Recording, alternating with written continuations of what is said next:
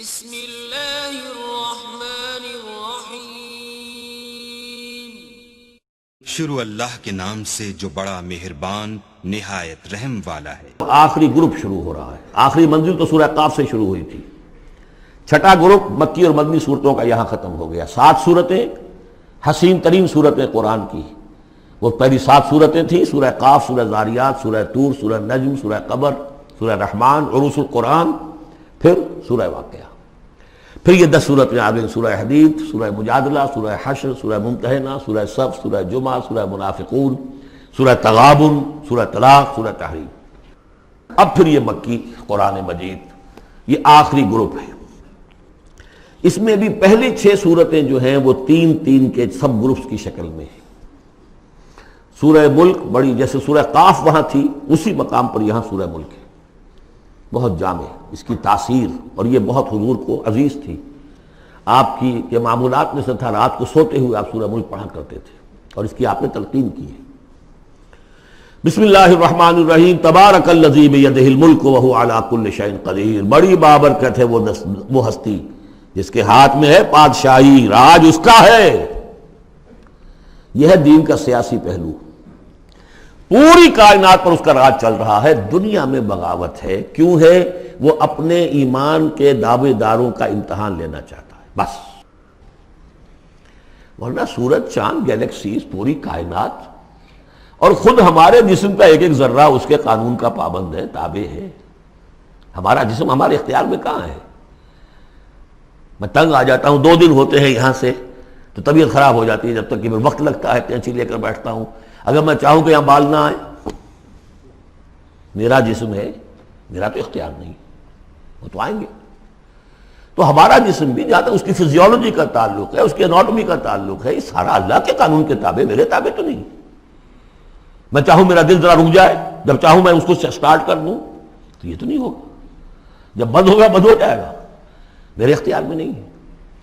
لیکن یہ کہ جو ہماری اختیاری زندگی ہے اس میں ہم نے طے کر لیا ہے کہ اللہ کی نہیں مانیں گے، اپنی مانیں گے، اپنی مانیں گے، اپنی بیویوں کی مانیں گے، اور جو بھی نظام ہے اس کے ساتھ وفاداری کریں گے، چاکری کریں گے، ان کی ملازمت کریں گے، ان کے رتھوں کے اندر ہم بیل بن کر جوتیں گے تاکہ ہمیں عیش ملے، دنیا کے اندر ہمارے لیے مقامات ہوں، ہماری عیش ہو، بس اللہ خیر صلی اللہ۔ تو یہ ہے اصل میں امتحان، ورنہ بادشاہی یہاں اب بھی اسی کی ہے۔ یہ صرف ہلدی کی گانٹھ ہے جسے لے کر ہم پنساری بن کر بیٹھ گئے، میری مرضی، میرا خیال، میرا نظریہ یہ ہے، اور ہمارے نزدیک جو ہے طریقتکم المثلی، ہمارے جو کلچر ہے، مثالی نظام جو ہم نے بنایا ہے، ہمیں اس کی حفاظت کرنی ہے۔ تبارک الذی بیدہ الملک وہو علی کل شیء قدیر، وہ ہر چیز پر قادر ہے۔ الذی خلق الموت والحیاۃ لیبلوکم ایکم احسن عملا۔ اب دیکھیے، ہم نے حیات انسانی کا جو اب تک سمجھا ہے، جس کو کہ عمر نے، جو کہ بہت بڑا شاعر ہے، اس نے اپنی بیوی سے خطاب کر کے کہا ہے حیات ثم موت ثم بعث حدیث و خرافات یا عمری۔ یہ کیا ہے؟ زندگی پھر موت پھر زندگی، یہ کیا؟ یہ سب حدیث و خرافات، معاذ اللہ۔ ہم نے بھی دیکھا پہلے کنتم امواتا فاحیاکم ثم یمیتکم ثم یحییکم ثم الیہ ترجعون۔ یہ وقفے کیوں ڈالے گئے؟ یہ موت کا وقفہ کیوں ڈال کر زندگی کا ایک حصہ نکال دیا علیحدہ؟ 30 40 50 60 سال یہ دنیا کی زندگی، پھر موت کا وقفہ۔ موت ایک زندگی کا وقفہ ہے، یعنی آگے بڑھیں گے دم لے کر۔ کیوں؟ اس کی حکمت بتائی جو ہم پڑھائیں سورہ واقعہ میں، قدرنا بینکم الموت، تمہاری ہی زندگی کا تسلسل ہے جس میں ہم نے ایک وقفہ موت کا ڈال دیا ہے۔ حیات لیبلوکم ایکم احسن عملا، یہ جو چنک علیحدہ کیا ہے یہ اس لیے کہ تمہاری آزمائش ہو، امتحان ہو، تمہیں جانچا جائے۔ وہ 3 گھنٹے کا امتحان ہوتا تھا جو دیتے تھے تم کبھی اسکولوں میں، اب یہ 30 برس کا سمجھ، اور واقعی 30 برس ہی ہوتے ہیں آدمی کے پاس۔ پہلی زندگی کے 20 25 برس ویسے گزر گئے، شعوری ابھی نہیں ہے، اور پھر ایک خاص عمر کے بعد جو ہے اعضاء ڈھیلے پڑ گئے، اور پھر یہ کہ لا یعلم من بعد علم شیئا، 30 نہیں ہوں گے 40 مل جائیں گے آدمی کو، کام تو یہی ہوتا اس کی زندگی کا۔ لیکن اس لیے ہے لیبلوکم ایکم احسن عملا، تاکہ تمہیں جانچے پرکھے دیکھے تم میں سے کون ہے اچھے عمل کرنے والا۔ اب دیکھیے علامہ اقبال کی جو نظم ہے زندگی کے موضوع پر، واقعہ یہ ہے کہ بہت چوٹی کی چیز ہے، بہت عمدہ چیز ہے۔ تو اسے پیمانہ امروز فردا سے نہ ناپ، جاویداں پہم دواں ہر دم جواں ہے زندگی۔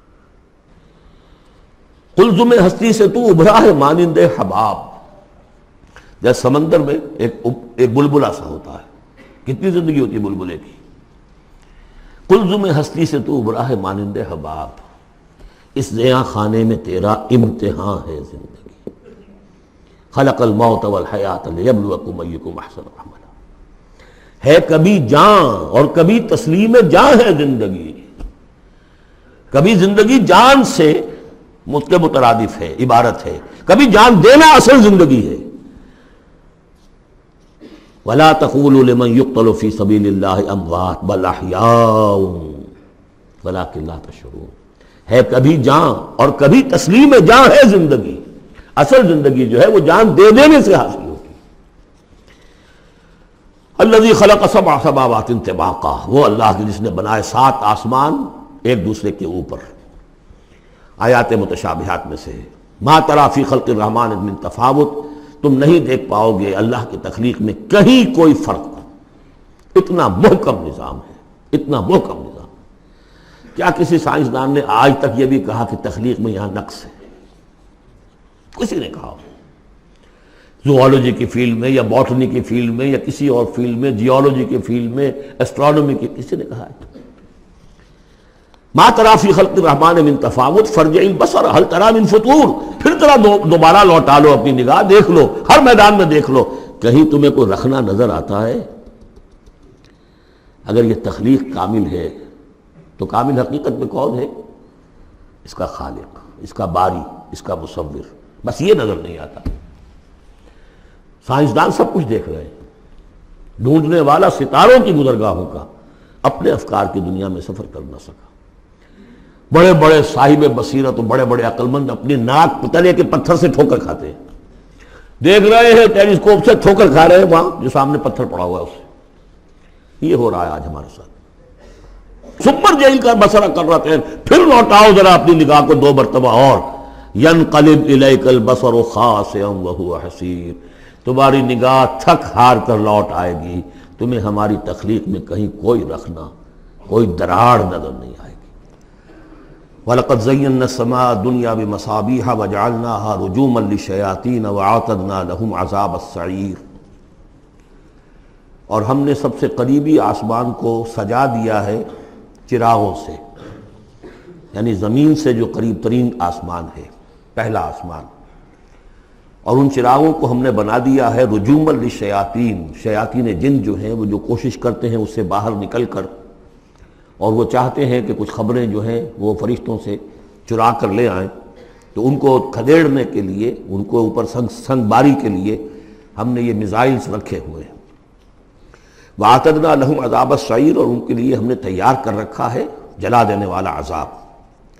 وَلِلَّذِينَ كَفَرُوا بِرَبِّهِمْ، اور جو لوگ اللہ کا، اپنے رب کا کفر کریں، چاہے وہ انسان ہو چاہے جنات ہوں، ان کے لیے ہے عذاب جہنم، جہنم کا عذاب، وَبِئْسَ الْمَصِيرُ، اور وہ بہت ہی برا ٹھکانہ ہے۔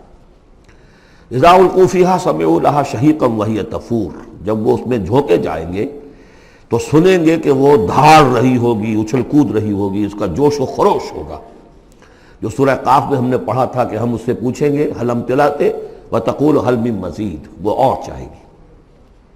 جیسے کوئی بھوکا بھیڑیا ہو یا بھوکا شیر ہو اور اس کے آگے کوئی شکار ڈالا جائے تو جس طریقے سے وہ اس پر غرا کر آئے گا، تکاد تمیز من الغیظ، قریب ہوگا کہ وہ اپنے غصے سے پھٹ جائے۔ کلما القی فیہا فوج، جب کبھی بھی اس میں ایک فوج ڈالی جائے گی، یعنی یہ کہ ایک قوم کے بعد دوسری، دوسری کے بعد تیسری، وہ تو ہو رہا ہے، وہم یوزعون، ان کے درجہ بندی کی جائے گی، قوموں کا علیحدہ علیحدہ حساب ہوگا۔ سألہم خزنتہا، تو جو جہنم کے داروغہ ہیں وہ ان سے کہیں گے الم یاتکم نذیر، کیا آپ کے پاس کوئی خبردار کرنے والے نہیں آیا؟ قالوا بلا، وہ کہیں گے آیا تھا، کیوں نہیں؟ قد جاءنا نذیر، ہمارے پاس خبردار کرنے والا آیا، فکذبنا، ہم نے انہیں جھٹلا دیا تھا۔ وقلنا ما نزل اللہ من شیء، اور ہم نے کہا کوئی شے نہیں اتاری اللہ نے، یہ تم خام خواہ کہہ رہے ہو کہ تم پر کوئی قرآن اترا ہے یا تورات اتری ہے۔ ان انتم الا فی ضلال کبیر، ہم نے اس سے بھی بڑھ کر کہا کہ تم تو خود کسی گمراہی میں ہو، کھلی گمراہی میں مبتلا ہو گئے ہو، تمہیں کوئی آسیب آ گیا ہے یا کچھ اور ہو گیا ہے۔